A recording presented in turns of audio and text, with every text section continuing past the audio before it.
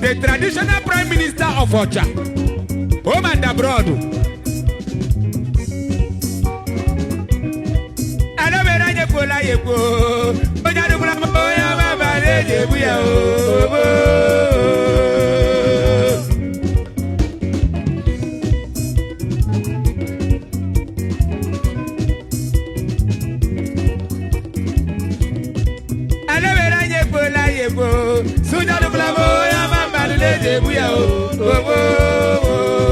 Pressure everybody. I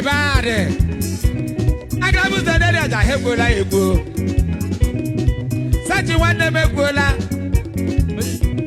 I live in wicked I have Igbo.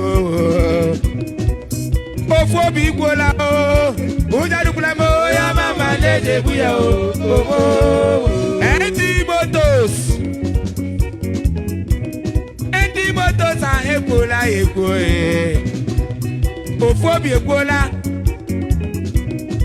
demo one egbola ujarukula mo oya mama nele buya o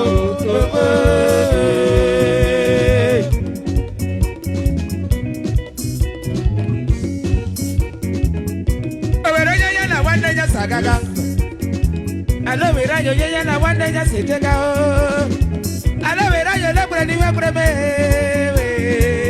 achano yelo lo wanye ya bra la ma o tina iwale onye moro wa o ja lo wa ya lo onye mora wa so ja lo wa ya lo bano o wale le o wale le o wale le o wale le o wale Opera Conga. Thank you, Sir The blood of Conga, I don't know. The blood of Conga. Awabara. Abu Bombada. MC, I won't buy him. Oberoya one day at Agao. Omumbiri, so yala one day at Segao. Alliance to celebrate the Webreme. Achano yellow one, Yabra Lama. Oye Murama, Yalo, Ayalo. Thank you. Oye Murama, Yalo, Ayapano. Thank you. Oh, Ale. Oh, Ale, le. Oh, Ale, le. Oh, Ale, le. Oh, Ale, le. Oh, Ale. Wise motos. Wise motos. Hello, Raja Pola Eko. Oh, Jadu Blamo, Abba, Nede, Buya.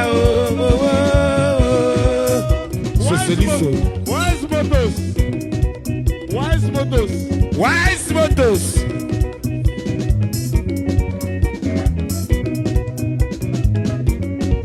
Alexander Wabaronye. Alias D91. Oi. Wise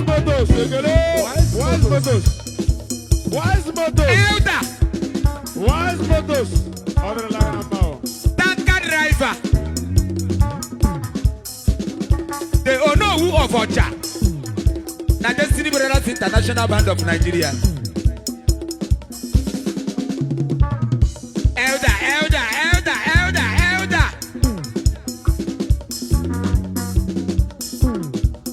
Mano. Thank you. Sir Joe Oparaku, thank you. Elder. Kelechi Wulole me. Alias tanker driver. Sir Joe Oparaku, thank you. Onyo Komoko, thank you.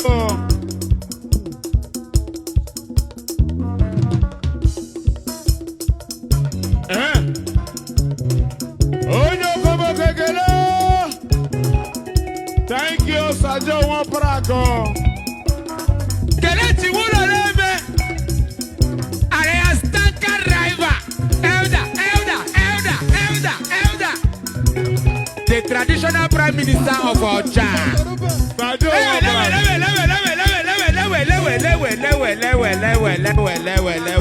Jose. Sir Joe, thank you.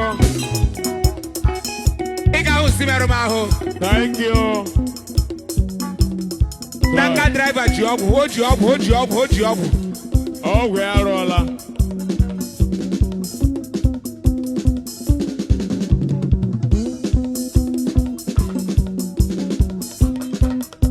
Thank you, Sir Joe Oparaku.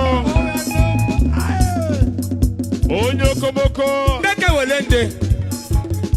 Alias D91.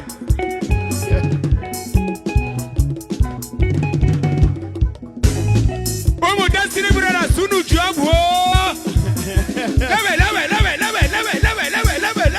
Lewe. Osei. Acho. Alo Raja Pola Eko. Oya Dublamo, ya mama Nede Buya o. Thank you. Thank you. Wale,